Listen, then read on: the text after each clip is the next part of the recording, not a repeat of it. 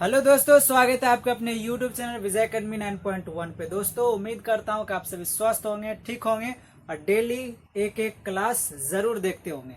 तो आज के इस वीडियो में हम बात करने वाले हैं वो सवाल जिस सवाल को देखते ही मात्र बहुत सारे स्टूडेंट कंफ्यूज होते हैं कि सवाल को कैसे किया जाएगा। सर तो सवाल कंफ्यूजन है, लेकिन वो भी उतना कंफ्यूजन है जितना आप समझते होंगे। तो चलिए उस सवाल को करते हैं हल और समझते हैं इस सवाल को कैसे करेंगे। तो चलिए सवाल में दिया क्या है पहले ये समझ लेते हैं। तो सवाल में कहा है निम्नलिखित का मान ज्ञात करने के लिए ये सभी का मान आपको निकालना है और आपको दिया है एक त्रिभुज। इस त्रिभुज में आपको मिल गया है क्या क्या, ये लंब मिल गया आपको और ये आधार मिल गया। तो ये आपका लंब हो गया P4 लंब, आधार हो गया ये आपका बेस। आपको इस सवाल में दिया क्या नहीं है, इस चित्र में दिया क्या नहीं है, तो कर्ण नहीं दिया H4 कर्ण, कर्ण का मान आपको नहीं दिया है।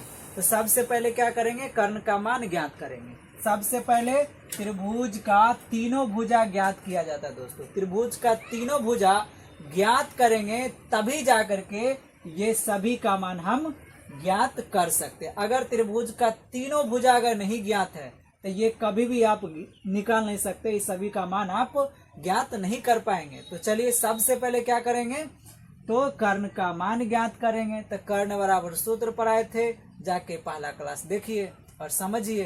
तो आज आपके सवाल में क्या निकालना है, पहले तो H का मान निकालना है, कर्ण का मान निकालना है। तो सबसे पहले कर्ण का मान निकालेंगे। तो क्या होता है, कर्ण बराबर सूत्र P² प्लस B², मतलब लंब का स्क्वायर प्लस आधार का स्क्वायर। तो चलिए मान रखते हैं। अब P का मान कितना है, 3 है, तो 3 का स्क्वायर हो गया प्लस था दिए प्लस। B का मान कितना 4 है, तो रख दिए 4 का स्क्वायर हो गया। अब 3 का स्क्वायर करेंगे कितना हो जाएगा, 9 होगा। 4 का स्क्वायर करेंगे 16 होगा। 16 और 9 को जोड़ेंगे होगा 25, और 25 का वर्गमूल कितना होता है, 5 होता है। तो ये भी आपका आ गया, कर्ण का मान 5 आ गया। अब हम इसका मान निकाल सकते हैं। तो सबसे पहले मान निकालने से पहले एक बात अच्छा से समझना क्या है। तो अब इस पिक्चर में देखिए कि क्या समझना है, ध्यान से देखिएगा और समझिएगा। अगर मान लीजिए कि हम एक अलग पिक्चर बना के बता रहे थे, अगर मान लीजिए कि ये आपका A कोण है, ये आपका कौन सा कोण C है, ये कोण आपका B है, तो ये तो 90 डिग्री होता है। ये हो गया आपका कर्ण, ये हो गया आपका लंब, ये हो गया आपका आधार। ध्यान से समझिएगा क्या है, ध्यान से समझने की बात।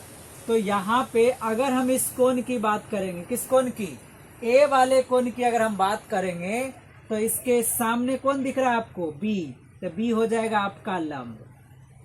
ध्यान से समझिएगा, तभी जाकर के इस सवाल का आंसर आप दे पाएंगे। अगर A कोण की अगर हम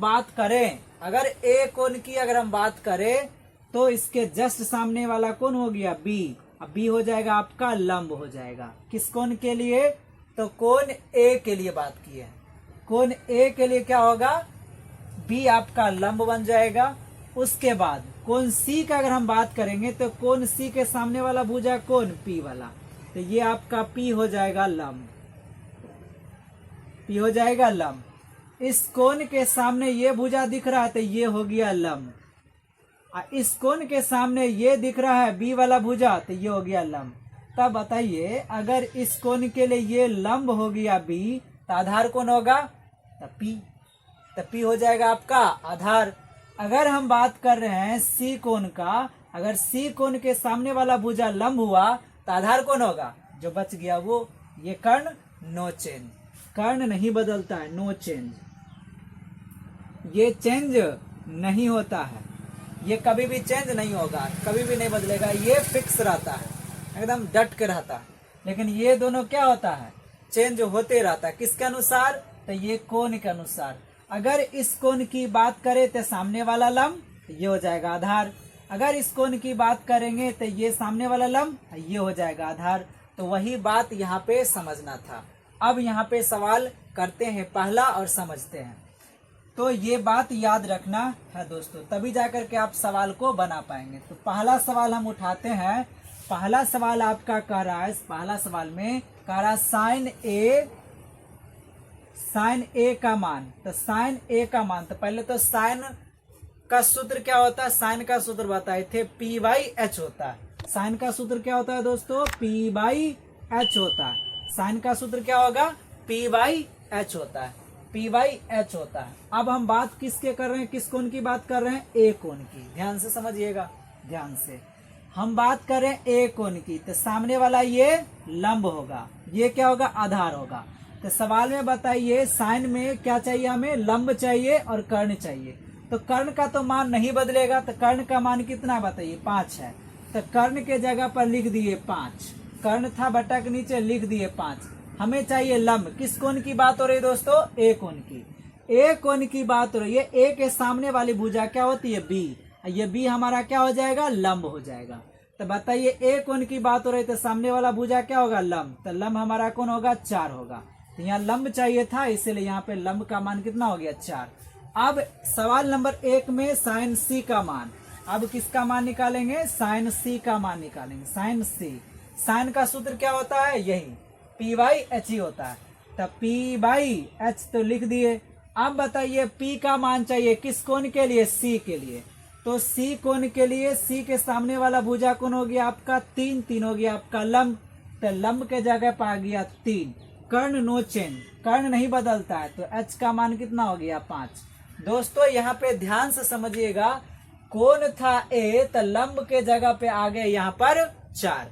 कोण था ए, तो इसके सामने वाला बी था, देखिए ए के सामने वाला ये बी आधार का काम कर रहा था, जो क्या बन गया, लंब बन गया। तो ए कोण के लिए ये लंब बना, ये क्या बन जाएगा, आधार। सी कोण के लिए ये लंब बनेगा, तो ये आधार बन जाएगा। तो यहाँ पे ए कोण की बात किए थे, तो ए के सामने वाला भुजा लंब, तो लंब के जगह पे कितना आ गया, 4। तो लंब के जगह पे ए कोण के लिए आ गया 4। अब यहाँ पे देखिए सी कोण के लिए, सी कोण के लिए सामने वाली भुजा लंब, ये आधार। तो लंब अब किसका काम, अब लंब कौन काम कर रहा है, 3 कर रहा है। लंब के जगह पर अब 3 काम कर रहा है, तो लंब के जगह पे कितना रख दिए, 3। कर्ण नहीं बदला, देख सकते हैं यहाँ पे।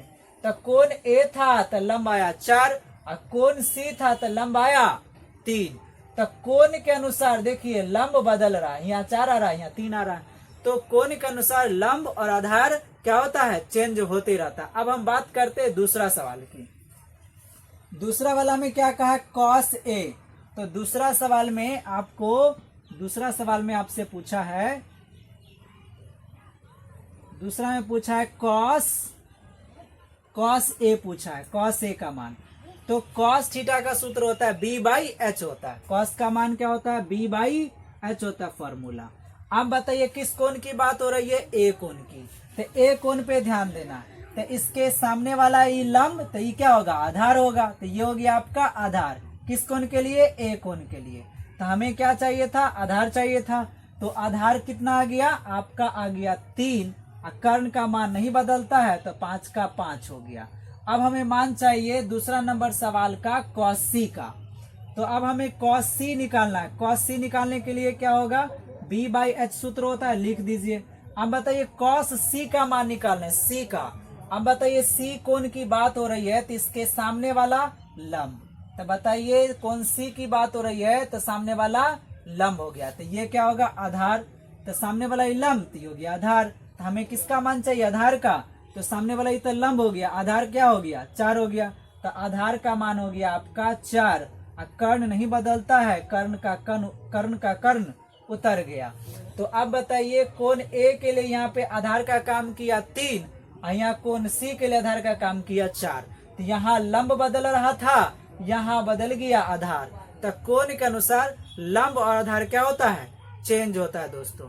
तो उम्मीद करता हूँ दोस्तों कि ये दोनों सवाल आपको पूरा का पूरा समझ में आ गया होगा। तो उम्मीद कर सकता हूँ कि आपसे ये 3 नंबर सवाल और 4 नंबर सवाल आपसे खुद बन जाएगा। इतना तो उम्मीद कर ही सकता हूँ, क्योंकि ये दोनों समझ में आ गया, तो ये दोनों भी समझ में आ ही गया होगा। तो चलिए, तो वीडियो समझ में आ गया दोस्तों, तो पूरा लाइक कर दीजिए, सब्सक्राइब कर लीजिए चैनल को, ताकि एक एक वीडियो आपको सबसे पहले मिले। और साथ ही साथ अपने दोस्तों को जोड़िए, अपने दोस्तों तक इस वीडियो को शेयर कीजिए। तो मिलते हैं एक नई वीडियो के साथ, तब तक के लिए जय हिंद।